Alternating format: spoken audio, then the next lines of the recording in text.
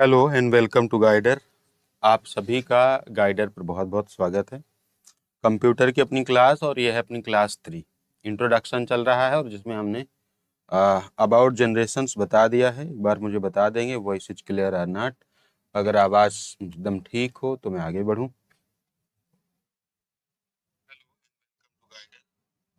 ठीक है। तो अभी तक हमने कंप्यूटर का सामान्य परिचय और उसके अलावा 5 जनरेशन जो हार्डवेयर के बेस पर हमने बताई थी कि हार्डवेयर के आधार पर जो कंप्यूटर होता है वो 5 तरीके का होता है। पहली जनरेशन, दूसरी जनरेशन, तीसरी जनरेशन, चौथी और 5वीं जनरेशन। इसी में एक जनरेशन ऐसी थी जहां पर हम लोग चौथी जनरेशन माइक्रो प्रोसेसर की बात कर रहे थे। आज हम चाहे फ़ोन यूज कर रहे हों, लैपटॉप यूज कर रहे हों, डेस्कटॉप यूज कर रहे हों, वहाँ हम प्रोसेसर के दम पर ही सारे काम कर पा रहे हैं। जैसे मैं ये वीडियो स्ट्रीम कर रहा हूँ, लाइव स्ट्रीम कर रहा हूँ, तो अब जैसे आप लोग इंटेल का प्रोसेसर जानते हो, चौथी पीढ़ी में उसका विकास हुआ, 4th जनरेशन में, जब LSI और VLSI का दौर था। तो जैसे मैं इस वक्त स्ट्रीम कर रहा हूं तो आप लोग कभी कभी शिकायत करते हैं ना कि सर लैग कर रहा है, बफर कर रहा है। ये डिपेंड करता है सर 2 सिचुएशन पर। पहला कि हम कौन सा नेटवर्क यूज कर रहे हैं और उसकी स्ट्रेंथ क्या है। जैसे मैं जो बोल रहा हूं वो रियल टाइम में आपके पास पहुंच रहा है, 5 सेकेंड लेट पहुंचता है वो, क्योंकि स्ट्रीम होने में समय लगता है। यूट्यूब एक रियल टाइम जो है स्ट्रीमिंग सर्विस नहीं है, मतलब इसी समय जब मैं बोल रहा हूं तब आप नहीं सुन पाते हैं, आपको ये बात 5 या 10 सेकंड के बाद सुनाई देती है। तो जैसे इंटेल में हम लोगों ने सुना है i3 होता है, i5 होता है, i7 होता है, इस तरह के प्रोसेसर्स होते हैं। जनरेशन्स वहाँ पर अभी 13th जनरेशन चल रही, 13वीं जनरेशन वहाँ चल रही। और 13वीं जनरेशन में जैसे कल ही अभी मैं ऐसे विचार कर रहा था कि एक नया लैपटॉप खरीद लिया जाए ताकि इसको रिप्लेस कर दिया जाए, हालांकि उसको कुछ दिन पहले बदला था। तो कल ही देख रहा था कि i5 का लैपटॉप 13th जनरेशन वाला महंगा था, 12th वाला सस्ता था। उसमें 16 GB रैम, 512 SSD और एक 1 TB तक SSD थी, DDR4 की मेमोरी थी। ये सब कल ही अभी मैं देख रहा था लैपटॉप के फीचर में। तो जो i3 है, i5 है और i7 है, इसका मतलब ये होता है कि how fast they can process. कहने का मतलब सिंपल ये है कि अगर हम कोई काम दे कंप्यूटर को तो वो कितनी देर में पूरा कर लेगा। सिंपल सिंपल सी बात यह है, processor means capacity of computer. Processor का मतलब कंप्यूटर की क्षमता, कि वो किसी काम को करने में कितना देर लगाता है। यही माइक्रो प्रोसेसर का विकास रहा। तो सबसे पहले मैंने आपसे कहा था कि माइक्रो प्रोसेसर के बारे में मैं आपको कुछ बताऊंगा कि कैसे, क्योंकि मेन चीज आज माइक्रो प्रोसेसर है। जब मैंने फोन खरीदा है बहुत पहले, जब मैं बचपन से, मतलब कि 10th से मैंने, तो मुझे मालूम नहीं था। उसके बाद जब मैंने कभी फोन खरीदा होगा तो हमेशा मैंने प्रोसेसर ही देखा होगा, कैमरा में कभी नहीं देखता। देखता हूं ये मतलब नहीं कि 5 मेगापिक्सल का कैमरा हो 30,000 में, लेकिन कैमरा मेरी प्रायोरिटी में कभी नहीं रहा। मतलब ये नहीं कि मैं सिर्फ कैमरे के लिए मैंने कभी फोन खरीदा नहीं, क्योंकि मुझे मालूम है फोटो मैं खींचता नहीं, कैमरे का ज्यादा काम मेरा सिर्फ एक ही है, और वह है कोई डॉक्यूमेंट हुआ उसकी फोटो खींचना, कोई स्टडी मटेरियल हुआ उसकी फोटो खींचना, बस इतना ही। ज्यादा तो घूमने टहलने का भी शौक नहीं है। तो मैं, कैमरा मेरी प्रायोरिटी में नहीं है, और कोई 15 मेगापिक्सल का कैमरा होगा तो भी मेरे काम को पूरा कर देगा। मैं जब कोई फोन खरीदता हूँ प्रोसेसर देखता हूँ, और जब मैं खरीदता हूँ तो उस सेगमेंट में वो सबसे हाईएस्ट प्रोसेसर उसी का होता है, 3 GHz का, 2.8 GHz का, 2.4 GHz का। आज भी जो 15,000 रुपए के फोन आते हैं, आप लोग आज जाके फ्लिपकार्ट अमेजन पे देख लीजिएगा, कहीं पर भी उनके प्रोसेसर आज भी 2 GHz, 2.2 GHz इसी के आसपास हैं। जो थोड़े अच्छे गए हैं वो 2.4 GHz के फोन हैं, है ना। तो बहुत पहले हम 2.4 GHz यूज कर रहे थे, अब 2.8 और 3 तक पहुंच जाएंगे। तो हमेशा फोन जो लेना चाहिए, लैपटॉप भी मैंने लिया जो बहुत पहले लिया था इसको, तब भी इसको मैंने प्रोसेसर के दम पर ही लिया। 2 ही चीजें, 3 चीजें देखी गई थी, प्रोसेसर कितना है और इसकी रैम कितनी है और इसका SSD पर है या HDD पर है। तो ये सारी चीजें, क्योंकि हमको मालूम है कि मेरा जो काम है उसमें कैमरे वैमरे का कोई काम नहीं है। डिस्प्ले मेरा अच्छा नहीं होगा तो चल जाएगा, क्योंकि देखना तो हमारे स्टूडेंट्स को है, भाई देखना उनका जैसा डिस्प्ले होगा वैसे उनको दिखेगा। हमारा फुल एचडी होने से उनको थोड़ी एचडी दिखेगा। हमारे यहाँ से प्रोसेस फास्ट होना चाहिए, बस ये हम हमेशा चुनते हैं। तो इसलिए मैं आपको थोड़ा सा माइक्रो प्रोसेसर की हिस्ट्री बताता हूँ कि माइक्रो प्रोसेसर काम कैसे करता है, मतलब कैसे इसके नंबर बढ़े। तो सबसे पहले तो मैंने आपको बताया था कि पहला जो माइक्रो प्रोसेसर चौथी जनरेशन में आया हुआ था, दैट वाज इंटेल 4004। पहला जो माइक्रो प्रोसेसर है वो कौन था? इंटेल 4004। तो 1971 में टेड हॉफ और स्टैनले मेजर के द्वारा ये बनाया गया। इसकी क्लॉक स्पीड क्या थी? 740 किलोहर्ट्ज। नंबर ऑफ ट्रांजिस्टर इसमें लगे थे 2300 और इंस्ट्रक्शन पर सेकेंड ये 60,000। मैं इसको समझा देता हूं कि इसका मतलब क्या है। इसका मतलब बहुत सिंपल है कि एक सेकेंड में 60,000 वो निर्देशों का क्या कर सकता था? एग्जीक्यूशन कर सकता था। अच्छा, क्लॉक स्पीड क्या होती है? अच्छा, नंबर ऑफ ट्रांजिस्टर देख रहे हैं। हम लोगों ने पहले वैक्यूम ट्यूब पढ़ा था और उसके बाद हमने नंबर ऑफ ट्रांजिस्टर पढ़ा और हमने उसमें यही कहा था। उसके बाद आईसी पढ़ी, फिर आईसी में हमने कहा कि ट्रांजिस्टर को ही एक चिप पर जोड़ दिया गया। यहाँ 2300 ट्रांजिस्टर लगे थे स्पीड बढ़ाने के लिए, प्रोसेस बढ़ाने के लिए। एक सेकंड में ये 60,000 कैलकुलेशन, 60,000 जो है प्रोसेस पूरे कर सकता था। इतना ये फास्ट था, मल्टीपल टाइप्स के। और क्लॉक स्पीड क्या होती है? क्लॉक स्पीड का मतलब होता है कि एक पर यूनिट टाइम में कोई प्रोसेसर कितना काम करता है। तो क्लॉक स्पीड इसकी थी 740 किलो हर्ट्ज, ठीक है, 740।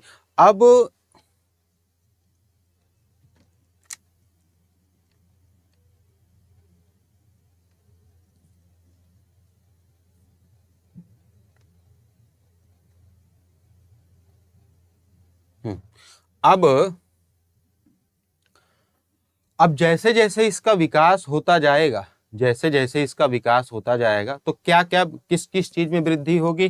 भाई वो इंस्ट्रक्शन पर सेकेंड को बढ़ाएंगे।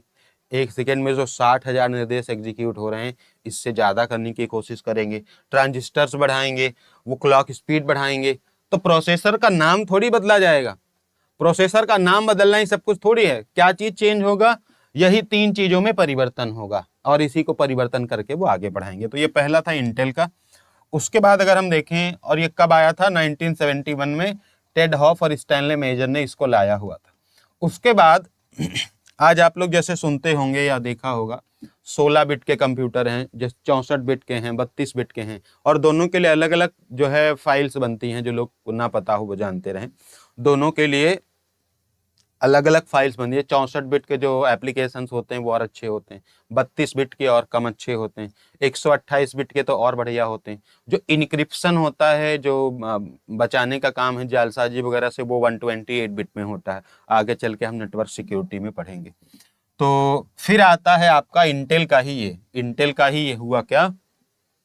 इंटेल का 8008, 8080 और 8085।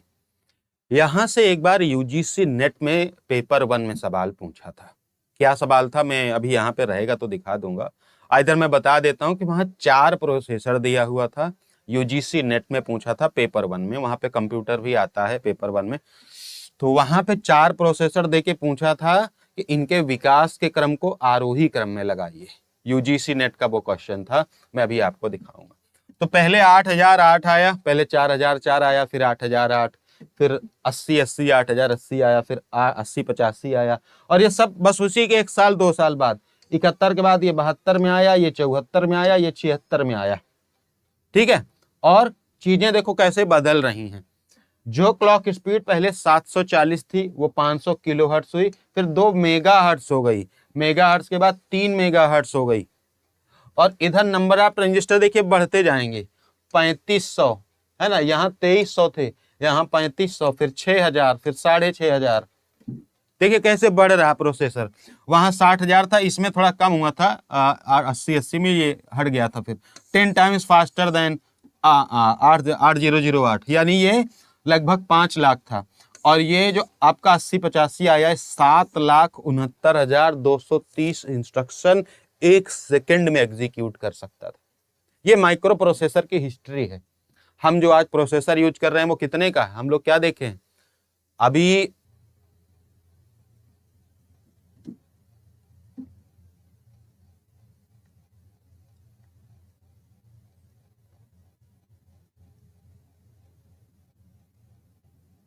हाँ, तो अभी जो हम लोग आप लोग फोन खरीदते होगे, तो जैसे हम भी खरीदते हैं, तो क्या लिख के आता है 2.4 गीगाहर्ट्ज। अभी चीजें गीगाहर्ट्ज में चलने लगी हैं, गीगाहर्ट्ज में। और उस समय का ये मेगाहर्ट्ज का दौर था। ये जो दौर आप देख रहे हैं ये मेगाहर्ट्ज का दौर है, देख रहे हैं 2 मेगाहर्ट्ज 3 मेगाहर्ट्ज। और ऐसे ही 1024 MB के बराबर 1 GB होता है, ध्यान में रखिएगा। 1 GB जो होता है बेसिकली मतलब कॉमन सेंस 1024 MB के बराबर होता है। और ये केवल 2 मेगाहर्ट्ज का प्रोसेसर था। सोचे कितना स्लो काम करता होगा।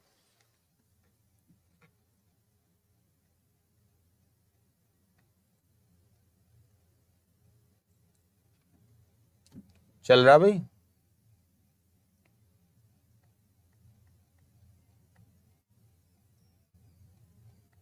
अभी तो ठीक है ना?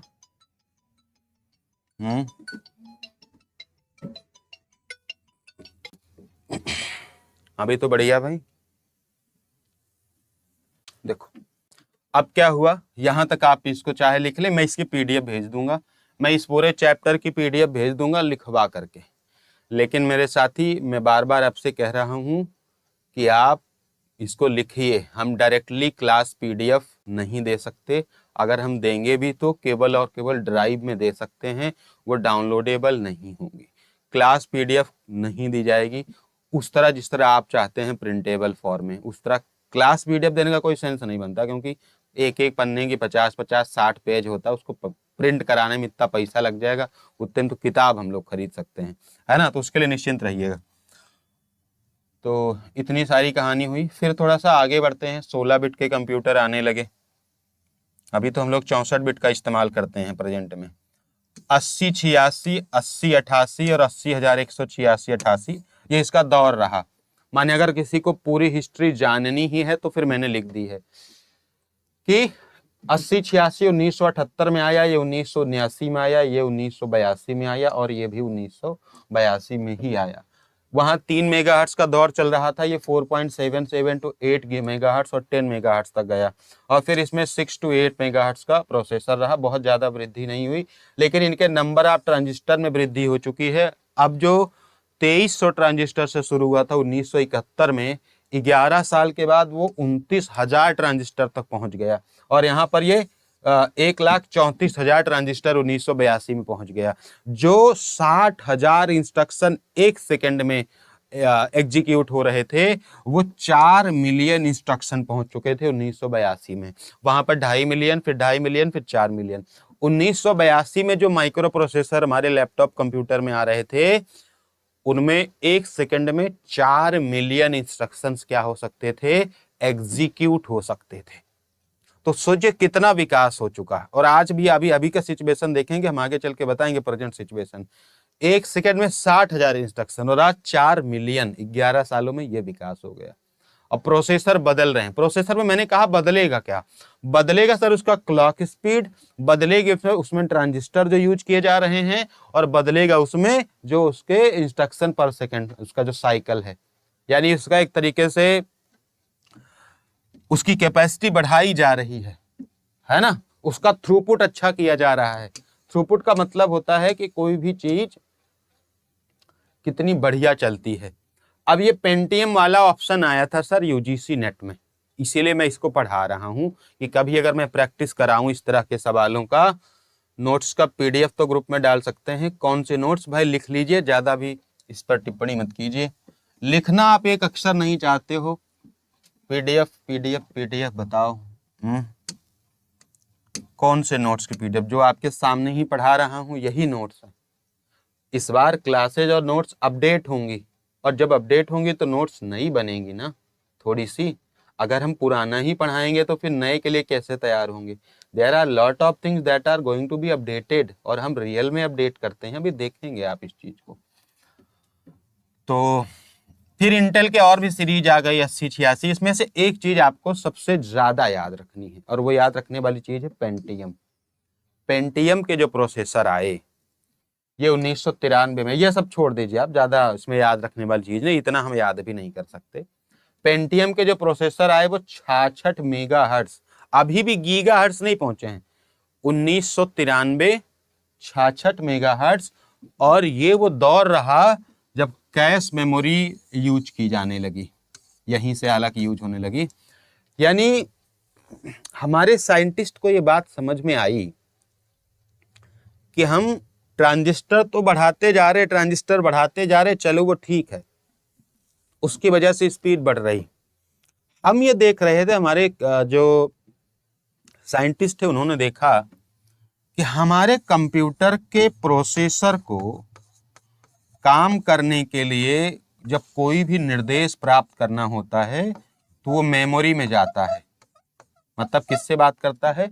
मेमोरी से। माने ये प्रोसेसर को कोई भी काम करने के लिए मेमोरी में जाना पड़ता है। अब हमारे साइंटिस्ट ने समझा कि सर ये मान लो कि 500 MB 500 GB की मेमोरी है। हमारे साइंटिस्ट ने देखा कि कोई निर्देश प्राप्त करने को उसको 500 GB में टहलना पड़ता है, उस डेटा को लोकेट करके लाना पड़ता है। ये थोड़ा सा टफ हो रहा था, जो कि टाइम ले रहा था।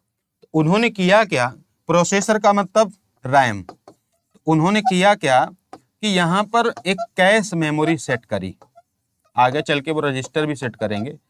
कैश मेमोरी में उन्होंने कहा कि ऐसे निर्देश हम लोग रखते हैं, ऐसे इंस्ट्रक्शन रखते हैं जो प्रोसेसर को बार बार जिसकी जरूरत पड़ती है, ठीक है,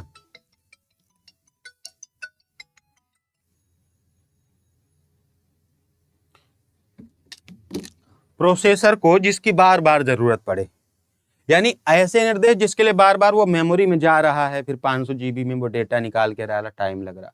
ऐसे निर्देश जो बार बार फ्रीक्वेंटली इसको चाहिए, वो मेमोरी से ना बोल के वो सीधा कैश मेमोरी से ले ले फटाक से। और इसकी क्षमता ज्यादा नहीं रखी गई, मेन मेमोरी वही है, इसमें वो चीजें रखी गई जो एट पार्टिकुलर टाइम में रिक्वायरमेंट हो, बस सिर्फ उसी समय जरूरी हो, और उसके बाद उसका काम खत्म। मैं इसका बहुत तगड़ा एग्जांपल देता हूं, आगे चल के मैं रैम वाले चैप्टर में पढ़ाऊंगा इसे, कि हम लोग एक समय में बहुत सारी विंडो अपने मोबाइल में खोल के रखते हैं, लेकिन जैसे ही स्विच ऑफ करते हैं, स्विच ऑफ करके ओपन करेंगे तो हम कोई भी विंडो दोबारा नहीं पाते हैं, लेकिन फोटो वीडियो हम पा सकते हैं। ये आपके कैश मेमोरी और रैम का बेसिक एग्जाम्पल है।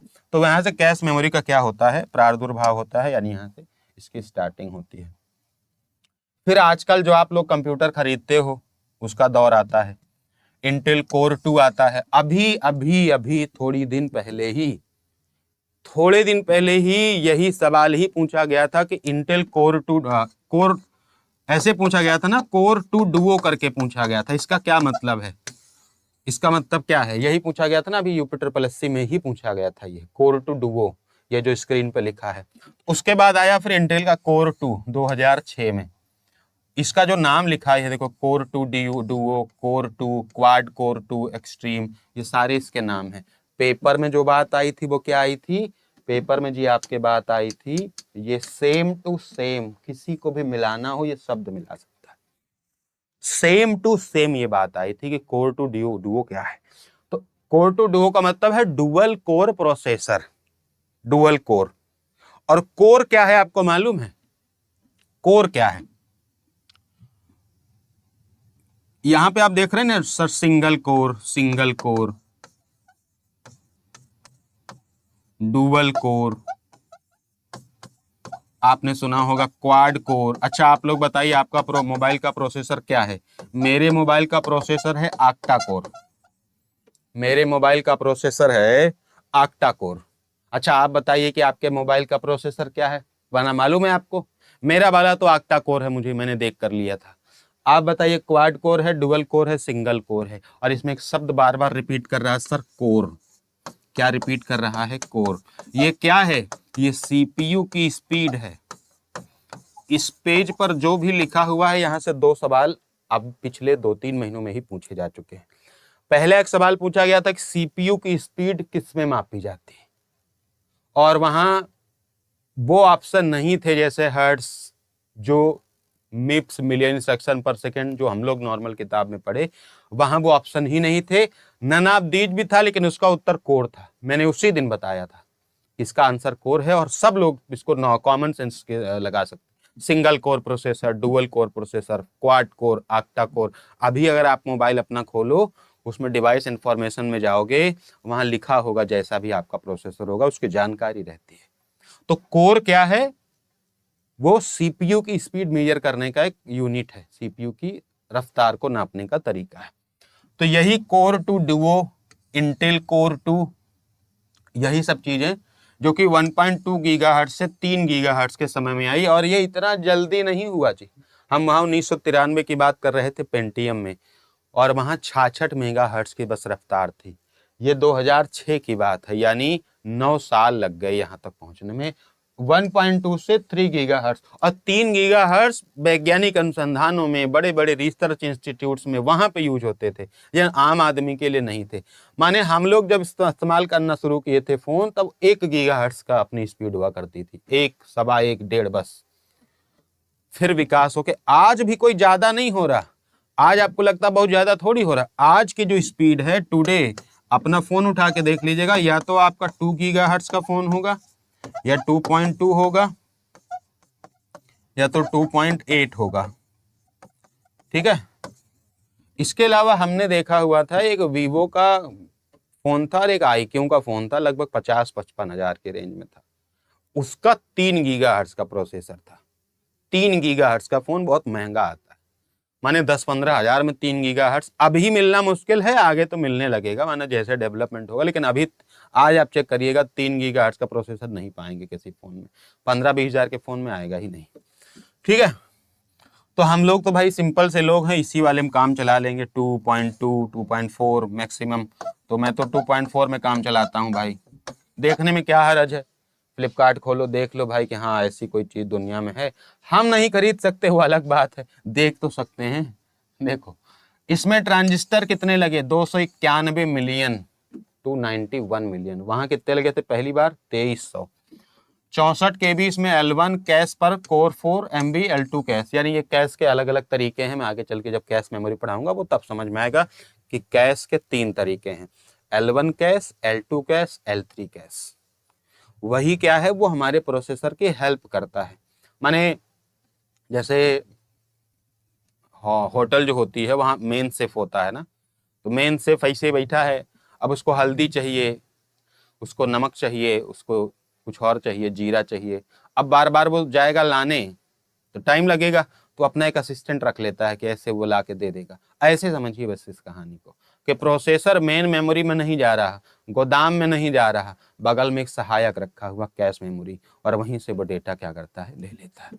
तो वहां से कैश की शुरुआत हुई। फिर आप लोग आज जो इस्तेमाल हम लोग करते हैं, i3, i5 और i7, अभी वर्तमान में यही चल रहा है ना, i3, i5, i7। इस वक्त जो आप क्लास ले रहे हैं वो मेरा लैपटॉप है i5 का, क्योंकि i5 में लैग कम होता है, आपको स्मूथली दिखेगा। यही अगर मैं i3 का लैपटॉप लूंगा वीडियो लैग करेगी थोड़ी थोड़ी, और i7 का ले लूंगा तो फिर कोई टेंशन ही नहीं है। लेकिन इनके प्राइसिंग में डिफरेंस होता है, कम से कम इन तीनों में 10-10 हजार रुपए का डिफरेंस आएगा। यानी अगर ये 40 हजार का है तो ये 56-55 हजार के आसपास आएगा, 50 से प्लस ही रहेगा। और ये फिर आएगा आपका 66-70 हजार के आसपास। तो ये प्रोसेसर का ही तो पैसा लेते हैं, डिस्प्ले तो सबका सामान रहता है, फिर किस चीज का पैसा है? पैसा प्रोसेसर का ही है। और जिसका डेस्कटॉप है वो भी अलग से प्रोसेसर लगवाता है, i3, i5 अलग से आता भी है। तो पैसा प्रोसेसर का ही तो ले रहे। कंप्यूटर में है क्या? प्रोसेसर है, प्रोसेसर का ही पैसा है। अगर ये 40 का आएगा तो ये 55 का आएगा, और ये 70 हजार का आएगा। प्रोसेसर के दम पर ही 15-20 हजार बढ़ेंगे।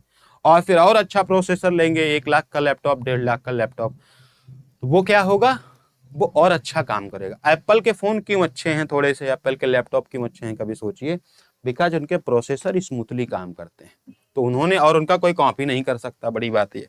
तो ये i3, i5, i7 का दौर रहा, 2007, 9, 10 में आए, और ये 2.2 गीगाहर्ट्ज से लेकर 3.33 गीगाहर्ट्ज तक फिलहाल अभी चल रहे हैं। ठीक है। तो बस ये अपने माइक्रो प्रोसेसर का दौर रहा। अगर ये समझ में आ गया हो तो इसका स्क्रीनशॉट लीजिए या फिर इसका पीडीएफ मैं आपको यही वाला भेज दूंगा, आप इसको लिख लीजिएगा। ठीक है, कोई दिक्कत किसी को? क्या यहां तक चीजें समझ में आई?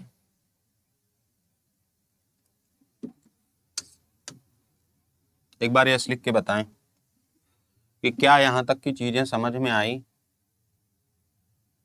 ये सब मैं भेजूंगा आपको, लेकिन आगे से लिखिएगा भाई, लिखना बहुत जरूरी।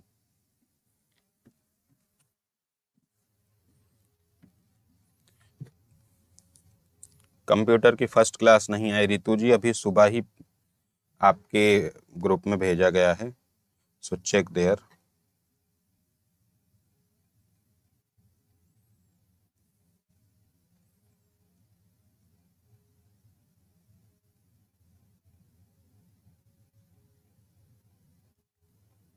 ठीक है,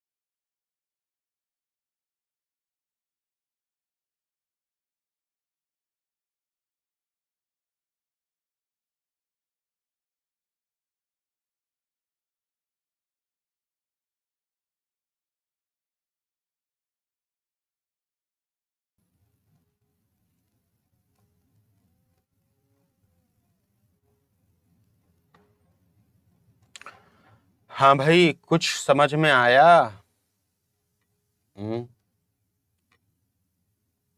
इतनी समस्या है आपकी, करें क्या?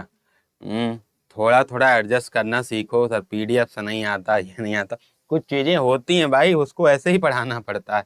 अभी फिर एक चैप्टर चलेगा 7 दिन, फिर उस पर भी कमेंट करेंगे सर कब खत्म होगा। सो ट्राई टू अंडरस्टैंड यार, थोड़ा सा कॉपरेट कीजिए तो मजा आएगा, और कॉम्प्लेन करेंगे तो समझ में भी नहीं आएगा। ये एक ऐसी चीज है जो इतिहास है, जिसको लिखने में सब 3 दिन चला जाएगा, लिखते लिखते पढ़ाने में। मुझे कोई आपत्ति नहीं है, फिर मत कहिएगा कि कोर्स नहीं खत्म हुआ सर, अब जल्दी खत्म करिए। ऐसा नहीं होता जी, सबको समय लगता है, मैं कुछ छोड़ता नहीं, सबसे बड़ी बात तो ये है। और इसका मैंने कहा है कि मैं पीडीएफ भेज दूंगा, सो आपको पैनिक ही नहीं होना। इसको हैंड रिटन पीडीएफ मेरे पास पड़ी हुई है, मैं भेज दूंगा, चिंता मत करिए। इसको आज केवल देखिए, अभी जब क्लास खत्म होगी तो शाम तक मैं पीडीएफ इसके भेजूंगा, आप लिख लीजिएगा या फिर प्रिंट करा लीजिएगा। इस चैप्टर की भेजूंगा, ठीक है, अच्छे से लिख के भेजूंगा, मैं खुद लिख के भेजूंगा। अब ठीक है, मैं ही मेहनत करूंगा, आप मत करिए। सो हम लोग थोड़ा सा अब हिस्ट्री को समझते हैं कि अब देखो हमने नॉर्मल सब चीजें बता दी हैं भाई। एक चीज बता है साइज के बेस पर पर्सनल, और जो मिनी कंप्यूटर है सुपर, मेन फ्रेम है सुपर, उसकी कहानी हम लास्ट में बता देंगे। इसको मैंने रोका इसलिए था, मैं लिख के ही पढ़ाने वाला था, लेकिन मुझे लगा इतना लंबा है कि इसको पढ़ाने में बड़ा टाइम लग जाएगा। देखो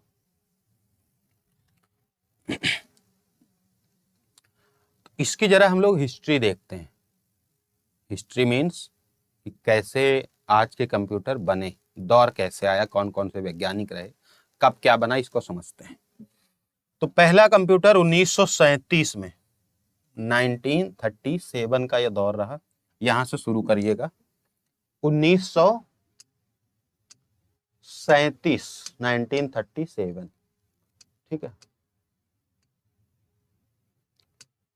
बेल प्रयोगशाला, ये एक बेल लेबोरेटरी थी, जैसे लैब होती है, इसरो की लैब हैं और किसी चीज साइंटिफिक लैब है, नासा की लैब है, ऐसे उस समय में बेल लेबोरेटरीज थी, यानी बेल प्रयोगशाला थी। वहां पर वैज्ञानिक जाते थे, अपना इकट्ठा होते थे, वो सुविधाएं देता था, उसने खुद वैज्ञानिक रखे थे। जैसे आपने देखा नहीं कि कोरोना वायरस चीन के किसी प्रयोगशाला से आया हुआ है, ऐसा हम लोग सुनते नहीं थे। और इसका जो है इसका टीका वहां बन रहा है, इसकी वैक्सीन उस प्रयोगशाला में बनाई, ऐसा हम लोग पढ़ते थे। ऐसे ही एक प्रयोगशाला थी, कंप्यूटर वगैरह का काम करती थी, जिसका नाम था बेल लैबोरेटरीज। तो इसके पहले भी थोड़ा बहुत ऐसा काम मशीन बनाने का किया था। जैसे 16वीं शताब्दी की बात करें तो अबेकस बना था। अबेकस किसी को याद हो उसकी कहानी आपको? पहला जो बना, सबसे पहला प्राचीन गणना यंत्र अबेकस बना। अबेकस, इसको हम लोग कहते हैं प्राचीन गणना यंत्र, सबसे पहला जो गणना यंत्र बना। अब इसके लिए इसमें भी मारपीट हो गई। बेबीलोन वाले कहते हैं कि ये हमने बनाया, चीन वाले कहते हैं कि हमने बनाया। अब कुछ किताबों में चीन लिखा है, कुछ किताबों में बेबीलोन लिखा है, मिस्र की सभ्यता में ये बना। तो हम तो भैया नहीं जानते कहाँ बना है, क्योंकि चीन कहता है कि हमने पहला प्राचीन गणना यंत्र बनाया और मिस्र वाले कहते हैं कि हमने बनाया। वो दोनों जाने कि इन्होंने बनाया, हमसे क्या ही मतलब है। हम ये जानते हैं कि अबेकस नाम का एक कोई यंत्र था जिसको प्राचीन गणना यंत्र बोला जाता था। और ये कोई कैलकुलेटर, लैपटॉप, कंप्यूटर की तरह नहीं था। ये इसको मनके थे इसमें। इसको अब देख लीजिए, यहाँ पे मैं उसका इमेज लाना तो मैं भूल गया हूँ, लेकिन फिर मैं समझा देता हूँ कि था कैसे। ये ऐसे था, मनके टाइप। इसमें ऐसे बने हुए थे, रॉड बने हुए थे, और उन रॉडों पे क्या किया गया था कि मनके ऐसे रखे गए थे, और उनका कुछ अपना गणित होता था, कुछ कहानी वो बनाते थे ऐसे करके, ऐसे सेट किए थे। तो ये क्या था, ऐसे मनके रखे हुए थे। ये है आपका अबेकस, यही था अबेकस। अबेकस 16वीं शताब्दी, प्राचीन गणना यंत्र इसको बोलते हैं, प्राचीन गणना यंत्र अबेकस। इसको क्या बोलते हैं? प्राचीन गणना यंत्र अबेकस। ये अब आप जो लिखना चाहो लिख लो भाई, बेबीलोन लिख लो, चीन लिख लो, जो आपको बेटर लगे लिख लीजिए। हम तो जैसे हमने जो सुना है इसको बेबीलोन में ही सुना है। और सुना कहाँ से? किताबों से सुनेंगे और कहाँ से सुनेंगे, और किताबें ही दो भागों में बट गई हैं। तो ये आपका अबेकस था, ठीक है। किसी को भी इमेज भी बनानी हो सो यू कैन ड्रॉ, आप बना सकते हो, कोई टेंशन वाली बात नहीं।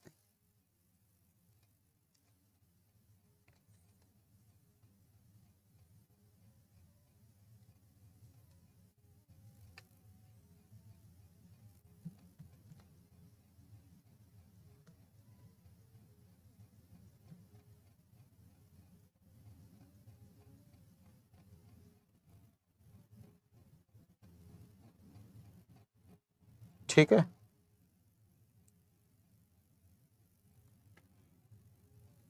उसके बाद क्या हुआ? ये पहला अपना अबेकस रहा। उसके बाद दूसरी जो मशीन बनी वो पास्कलाइन बनी। पास्कलाइन, जिसको पास्कल कैलकुलेटर कहा जाता था, पास्क लाइन। तो ये क्या था कि इसको बनाया किसने था? एक फ्रांसीसी वैज्ञानिक थे, फ्रांस के वैज्ञानिक, फ्रांसीसी वैज्ञानिक ब्लेज पास्कल। फ्रांसीसी वैज्ञानिक ब्लेज पास्कल ने इनको बनाया था। और ये प्रथम, इसको बोला जाता है प्रथम यांत्रिक गणना मशीन। और ये दौर था जी 1642 का, 1642 ईस्वी में। और ये जोड़ने घटाने का काम करते थे, जोड़ने व घटाने का ये कार्य करते थे। इसको लिख लीजिए।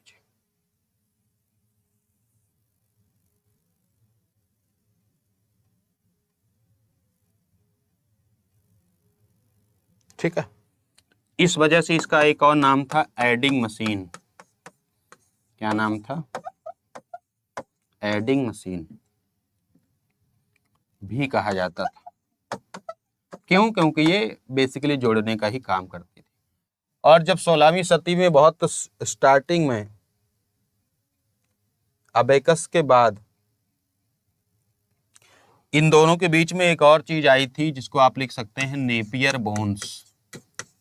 नेपियर ओन्स, इसको भी चाहो लिख लो।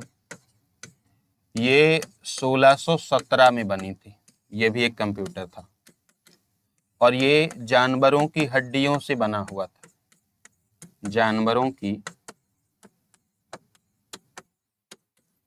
हड्डियों से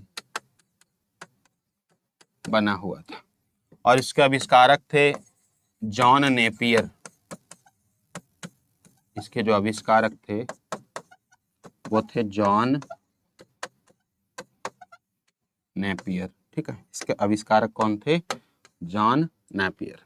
और ये जानवरों की हड्डियों से बना हुआ था 1617 में। तो कहानी यहाँ से, अभी देखो इसके बीच में भी बहुत सारे छोटे मोटे कंप्यूटर बने, लेकिन सबकी हिस्ट्री नहीं जानेंगे। ये अबेकस बना मिस्र बेबीलोन में, फिर ये नेपियर बोन्स बना, फिर ये पास्कलाइन बना जिसको प्रथम यांत्रिक गणना मशीन, वेरी वेरी इंपॉर्टेंट, बहुत बार ये सवाल आ चुका है, बोला जाता है। फ्रांसीसी वैज्ञानिक ब्लेज पास्कल, या इसका एक और नाम है एडिंग मशीन, जोड़ने घटाने का काम करती थी। ये आपके गुणा करने या फिर भाग करने का काम नहीं करती थी। इसके बाद क्या हुआ, कौन सी मशीन बनी?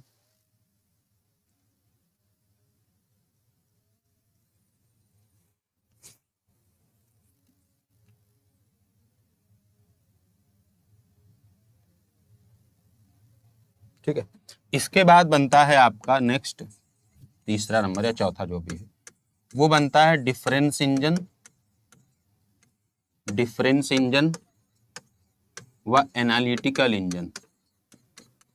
डिफरेंस इंजन और एनालिटिकल इंजन, इसका आविष्कार होता है। ठीक है, डिफरेंस इंजन और एनालिटिकल इंजन का आविष्कार होता है और यह आविष्कार वो आदमी करता है जिसका नाम था चार्ल्स बेबेज। Charles Babbage. और इसी में एनालिटिकल इंजन में ही पहला प्रोग्राम काम किया, पहला प्रोग्राम। ठीक है, पहला प्रोग्राम कार्य करना शुरू किया और इस तरह जो पहला प्रोग्रामर बोला जाता है वो लेडी एडा अगस्ता को बोला जाता है।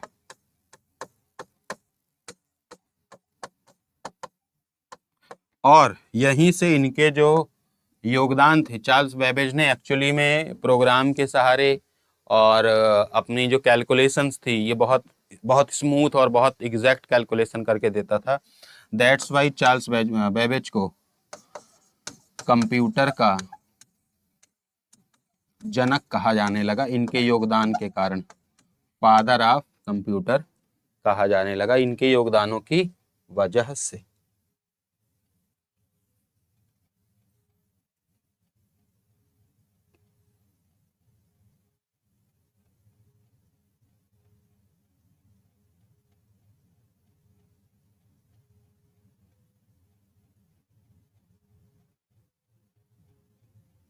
ठीक है, उसके बाद क्या हुआ, इसको लिखते चलिएगा।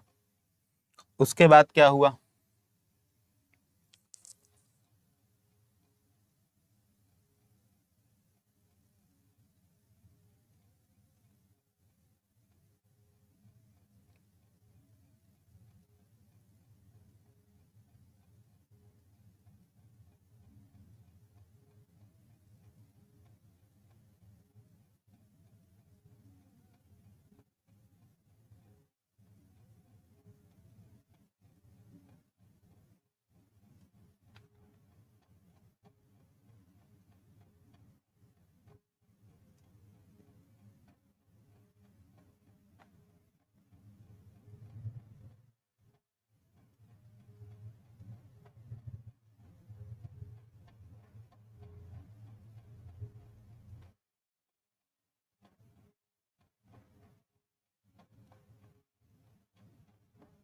देखो फिर आया, उस समय प्रोग्राम को भरने के लिए पंच कार्ड का इस्तेमाल करते थे। पंच कार्ड मतलब ऐसे पेपर होता था, उसमें ऐसे छिद्र किए जाते थे और उस हिसाब से उसमें प्रोग्राम डाला जाता था। तो जब भी कोई काम करना होता तो हर बार वो पंच कार्ड डालना पड़ता था। यानी for every task, for every process you have to insert punch card. सबसे पहले आपको प्रोग्राम डालना पड़ता है। जैसे आज हमको एक बार अगर कोई काम करना हो तो हम लैपटॉप में कर लेते हैं, फिर चले जाते हैं, फिर दोबारा आते हैं तो दोबारा भी वही काम कर सकते हैं। माने ऐसा नहीं है कि एक ही बार वो काम होगा। जैसे यूट्यूब अगर आपने खोला, एक बार वीडियो देखा, चले गए, फिर लौटे, फिर वीडियो देखा, ऐसा ना हो कि जब अगली बार आए तो वीडियो ही ना दिखे, ऐसा ना हो कि जब अगली बार आए तो चीज़ें स्मूथ चले ही ना, ऐसा नहीं है। हर बार अभी का प्रोग्राम ऐसा है कि जितनी बार आएंगे उतनी बार आपको अच्छी चीज़ें दिखती रहेंगी। लेकिन पहले ऐसा नहीं था। जितना काम करना होता और जितनी बार काम करना होता, हर बार पंच कार्ड इंसर्ट करना पड़ता। और इसी समस्या को दूर किया उधर जो है पहले प्रोग्रामर ने। और एक चीज हुई, अब देखो व्यापारी हमेशा, देखो दुनिया चलती सर कामों से, जरूरतों से। जैसी जरूरत होती है वैसी चीज करनी पड़ती है। उस समय ये दौर था, अमेरिका में जनगणना होने वाली थी, 1878-79 का दौर था। तो एक हमारे वैज्ञानिक थे हरमन हेलरिथ। हरमन हेलरिथ थोड़े कंप्यूटर के जानकार थे। तो हरमन हेलरिथ जाते हैं अमेरिका की सरकार के पास और उन्हें ये ऑफर देते हैं कि आप जो काम मैन्युअली कराने वाले हो इसको हम बहुत स्मूथली कर सकते हैं। आपका हम पैसा बचा देंगे, आपका मैन पावर बचा देंगे और आपकी एक्यूरेसी बढ़ा देंगे। तो अमेरिका को जरूरत थी। और शुरुआत में भी जो कैलकुलेटर बने, शुरुआत में जो कंप्यूटर बने, वो आम आदमी के लिए नहीं बने थे। आम आदमी उसका क्या करता? जो आदमी गायें चराता था, जो आदमी भैंसें चराता था, जो आदमी खेती बाड़ी करता था, वो कैलकुलेटर का क्या करेगा जी? उस दौर में कोई जरूरत नहीं थी। जरूरत व्यापारियों को थी, उन्हें हिसाब रखना था। जरूरत उद्योगों को थी, उन्हें हिसाब रखना था। आम आदमी के लिए थोड़ी था ये। उस समय मूवी थोड़ी बनती थी, उस समय वीडियो थोड़ी चलते थे कि सबको पिक्चर देखनी। आज सबको जरूरत इसलिए है क्योंकि सबको वीडियो देखनी।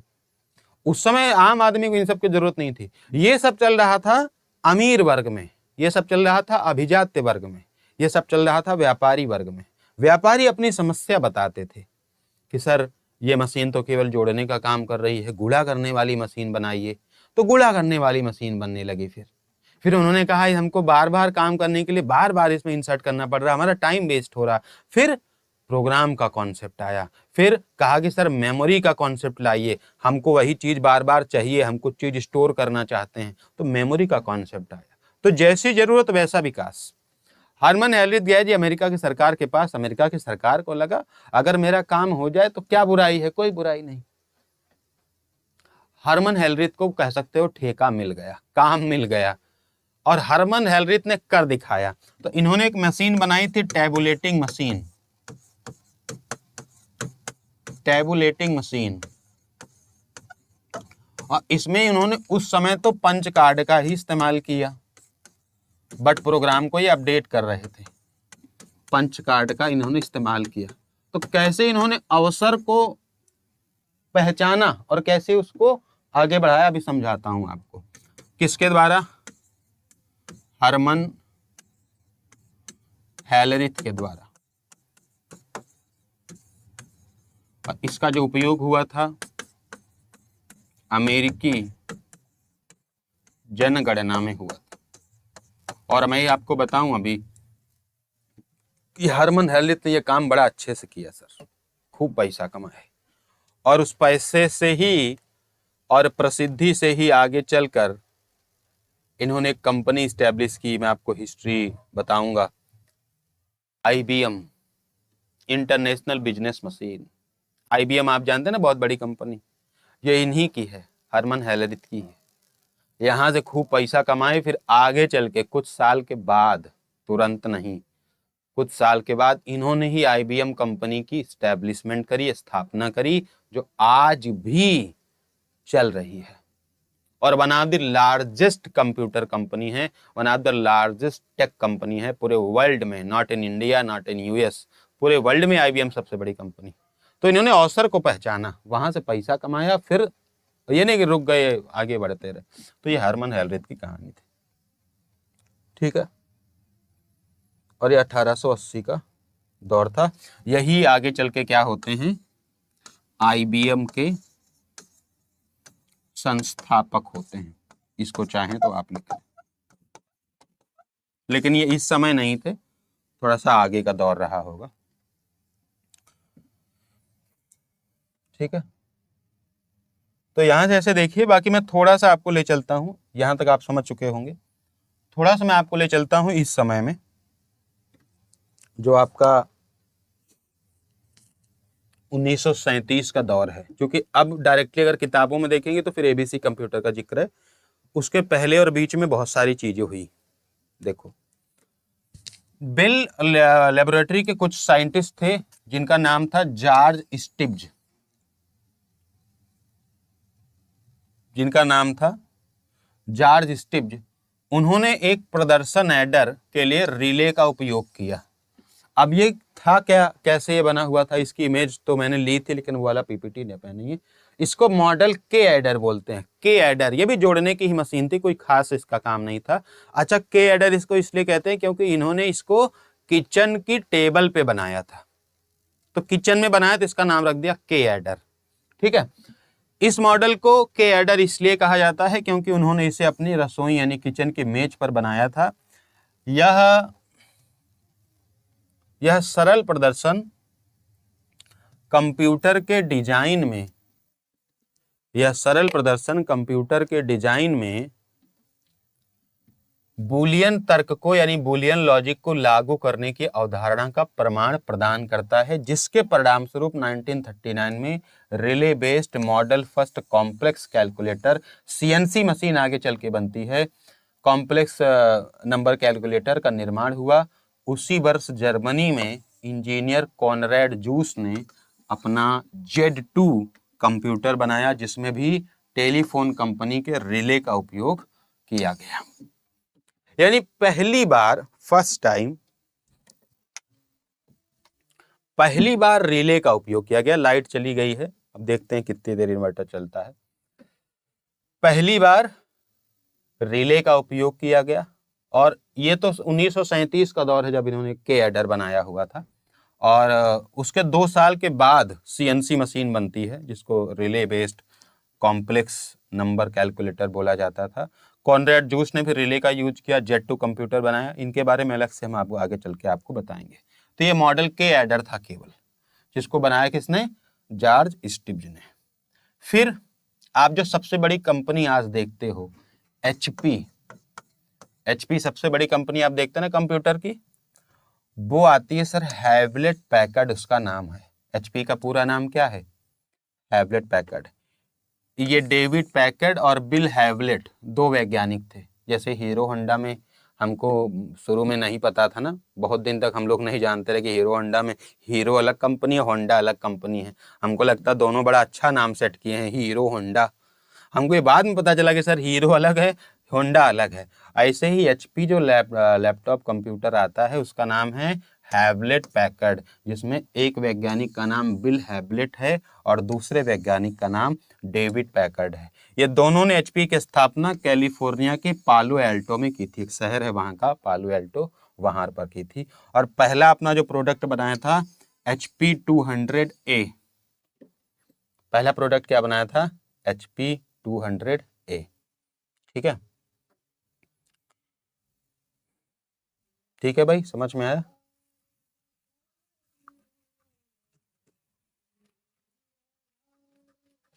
फिर जिसके हम लोग बात कर रहे थे कि सर जो अपने थे वैज्ञानिक अभी, जॉर्ज स्टिब्ज, जिन्होंने पहली बार के एडर बनाया था, उन्हीं की कंपनी ने 1939 में बेल लेबोरेटरीज में वैज्ञानिकों ने जॉर्ज स्टिब्ज के द्वारा जटिल संख्या calculator, complex number calculator, CNC machine, complex number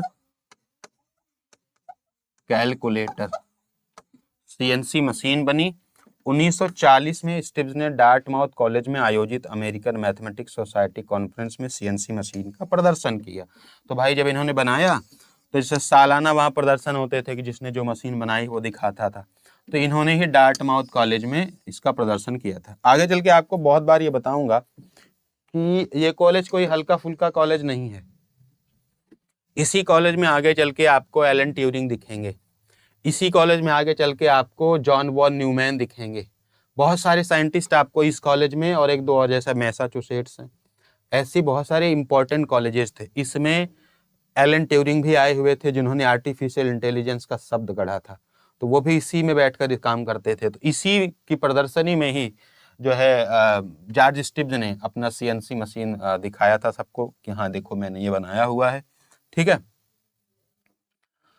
विशेष टेलीफोनी लाइनों पर न्यूयॉर्क से जुड़े टेलीटाइप टर्मिनल का उपयोग करके सीएनसी पर दूर से गणना करके समूह को चकित कर दिया। यह संभवतः रिमोट एक्सेस कंप्यूटिंग का पहला उदाहरण था। तो वहां इन्होंने कारनामा कर दिखाया। वहां सारे साइंटिस्ट और व्यापारी, कंपनी के सीईओ सब इकट्ठा थे।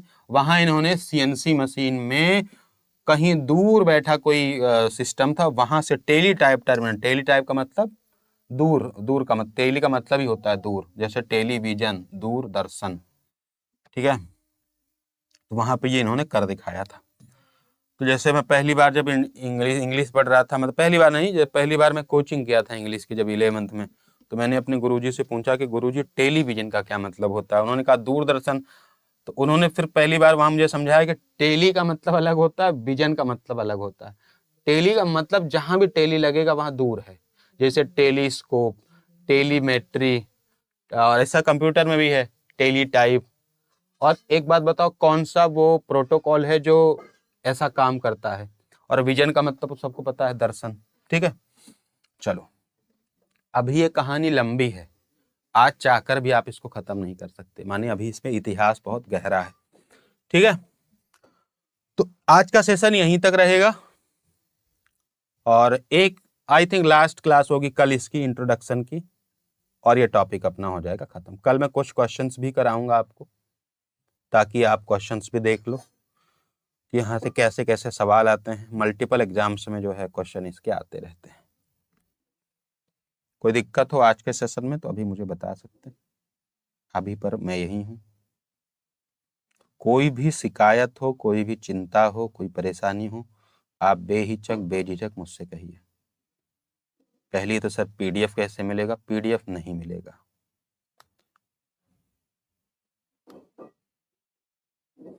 इसके अलावा कोई चिंता हो तो बताइए। हम भरोसा करके पीडीएफ देंगे, फिर आप उसको उड़ा देंगे न जाने कितने ग्रुप में हैं। ऐसे ऐसे हमारे साथी हैं, बताओ।